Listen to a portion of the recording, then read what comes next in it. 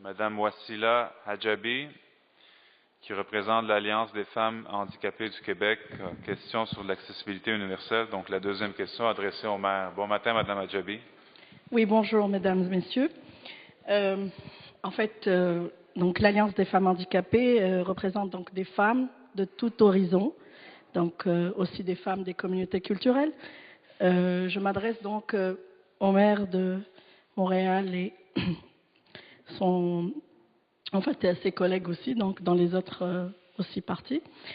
Alors, ce que je voudrais savoir, c'est est-ce qu'on comprend vraiment que l'accessibilité universelle est un principe qui s'opère d'une manière transversale. Donc, ce n'est pas le bâti seulement.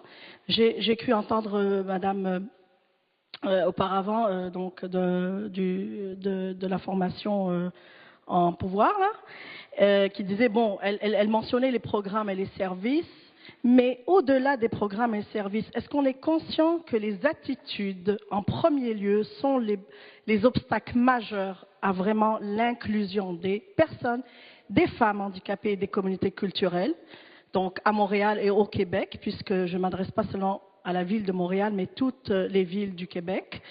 Donc, et cela nous emmène en fait à penser, est-ce que la participation citoyenne est vraiment là de ces personnes, donc de ces femmes, des femmes qui vivent en situation de handicap en particulier.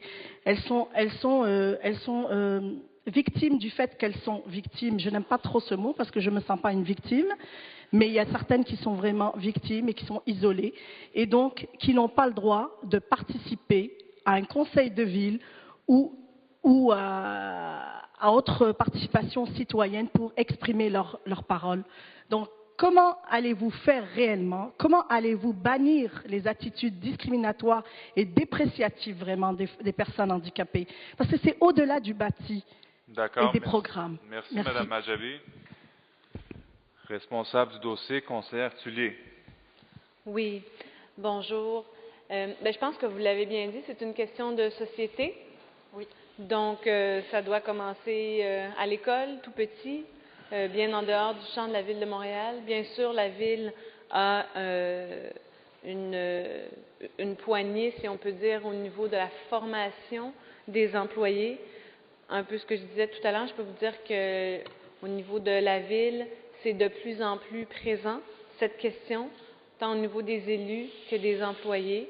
Et quand on parle d'inclusion, tout est là, hein, parce que je sais vous en parlez souvent, triplement, entre guillemets, discriminées, femmes, minorités visibles et femmes handicapées, mais c'est vraiment au cœur des programmes de formation. Il y en a de la formation pour les employés et nos employés sont le reflet de la société, c'est-à-dire qu'il y en a qui sont très, très tolérants, ouverts et compréhensifs, et il y en a d'autres qui le sont moins, malheureusement. Donc, je pense que ça passe aussi beaucoup à travers les médias. Quand on regarde la télévision, je ne suis pas certaine qu'on se retrouve tous et toutes dans les personnages qu'on voit à la télévision ou de ceux qui prennent la parole dans les grands bulletins de nouvelles et tout ça. Donc, je pense qu'il y a vraiment une prise de conscience. Et je peux vous dire qu'elle est présente, je le répète, je pense qu'elle est vraiment présente chez les élus. Et après, c'est de faire en sorte que ça soit répertorié chez tous les concitoyens et concitoyennes. Je peux vous dire que le fait d'être présent à tous les conseils municipaux ici, ça aide. Quoique il n'y a pas énormément de citoyens dans la salle, peut-être d'investir les conseils d'arrondissement, ça pourrait être vraiment quelque chose d'intéressant parce qu'il y a beaucoup de citoyens au conseil d'arrondissement et je pense qu'il y a une sensibilisation plutôt qui peut être faite à cet endroit-là. Mais en terminant? Oui, en terminant, je pense que je répéterai le message, c'est vraiment une question de société, puis je vous invite à continuer à sensibiliser la société québécoise. Merci.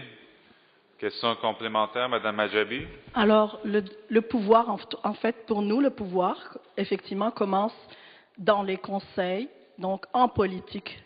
Oui, il faut faire un travail de terrain, mais il faut qu'il y ait plus de personnes, de femmes handicapées aussi, qui soient dans des lieux de pouvoir.